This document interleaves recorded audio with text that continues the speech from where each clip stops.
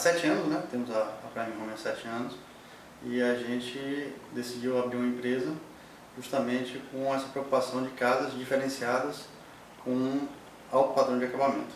E aí surgiram propostas das mais diversas. Aí tivemos a primeira casa em Trancoso, né? Casas aqui no litoral norte, e nos especializamos realmente em casas de praia, né? Na tentativa de ser um diferencial no mercado. Uhum. Casa de praia tem várias especificidades, não é fácil fazer uma casa de praia, né? Não, ainda mais nesse nível. Boipeba realmente é extremamente diferenciado, né? Pelo desafio. Para começar, nada lá chega de carro, é tudo de barco. Para começar, desde a mão de obra, para chegar lá, até a primeira visita, né? Então já foi uma dificuldade, mas foi um desafio enorme, e melhor ainda depois, né, de ver tudo realizado. O cliente chegou até a gente com um projeto, né, uma ideia pré-estabelecida do que seria.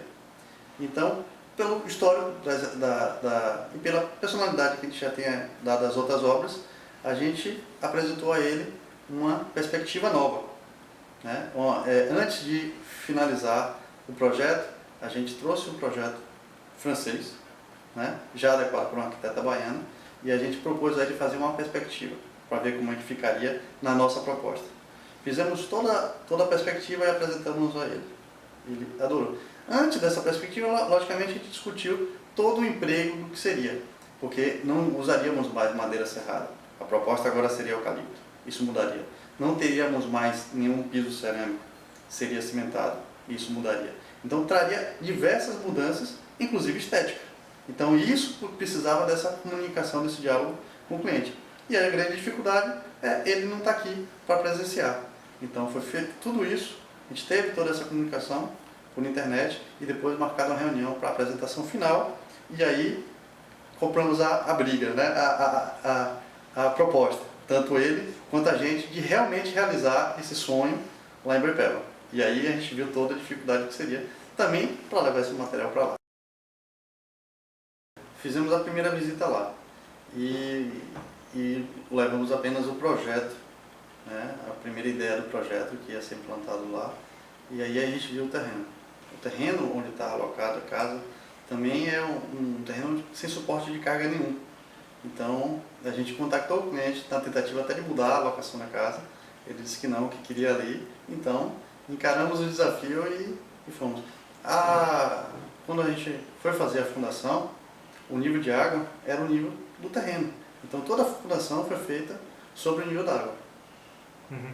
A fundação, essa casa é feita é uma estrutura de parafita, né?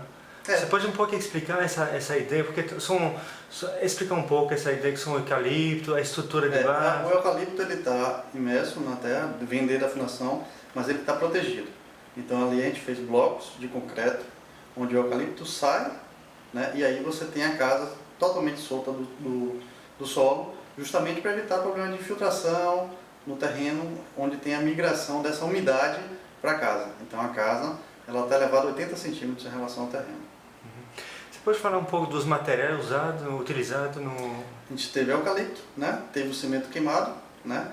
A preocupação foi dar na casa, utilizar materiais que dessem essa conotação rústica, e os outros materiais, louças e metais, para dar nobreza. Então a gente tem exatamente esse contraponto entre o rústico, até pela casa estar incorporada à natureza, ou seja, a casa não tenta ao máximo não agredir a natureza, participar. Tanto é que a gente tem muito vidro, então a casa ela dialoga com a natureza.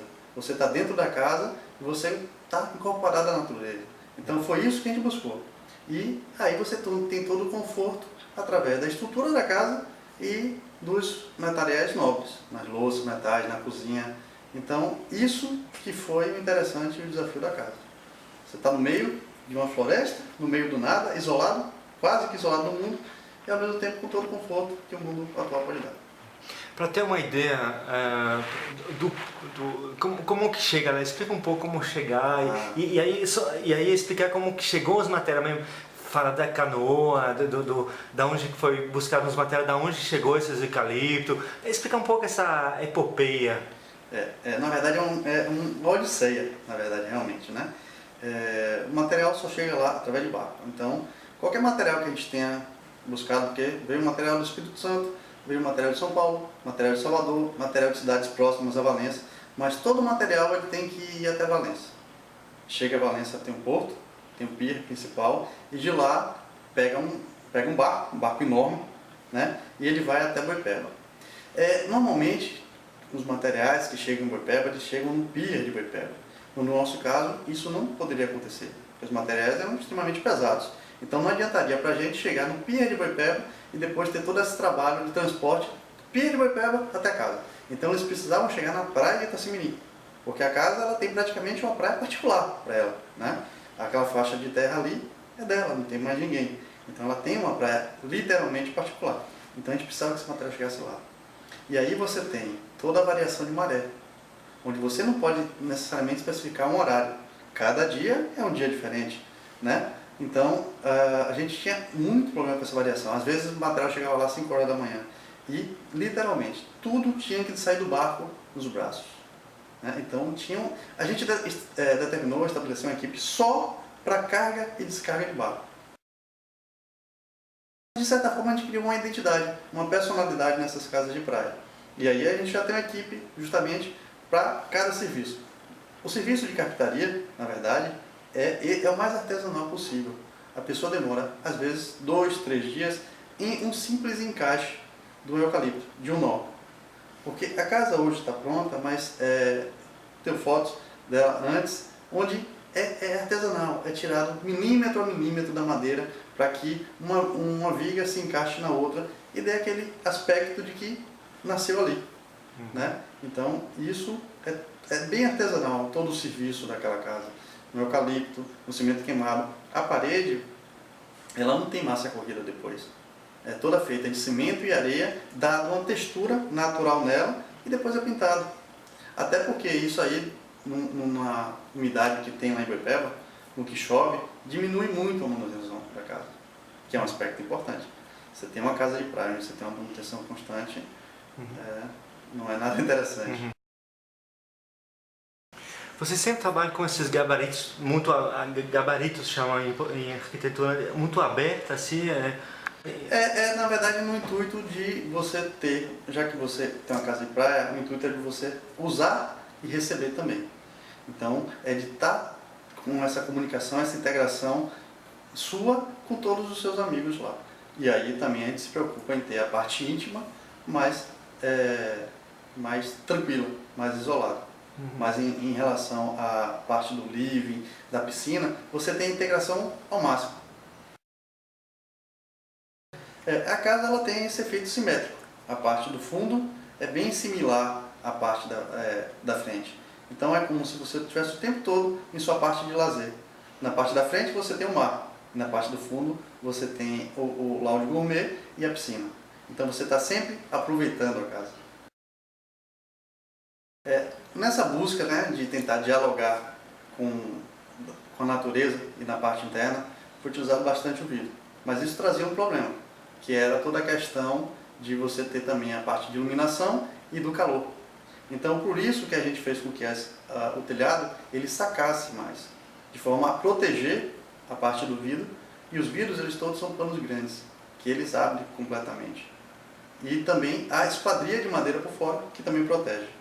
Então você tem ao mesmo tempo a visão do lado de fora, mas você está protegido pelo vidro, dialogando com a natureza e também tendo a ventilação apenas com abertura.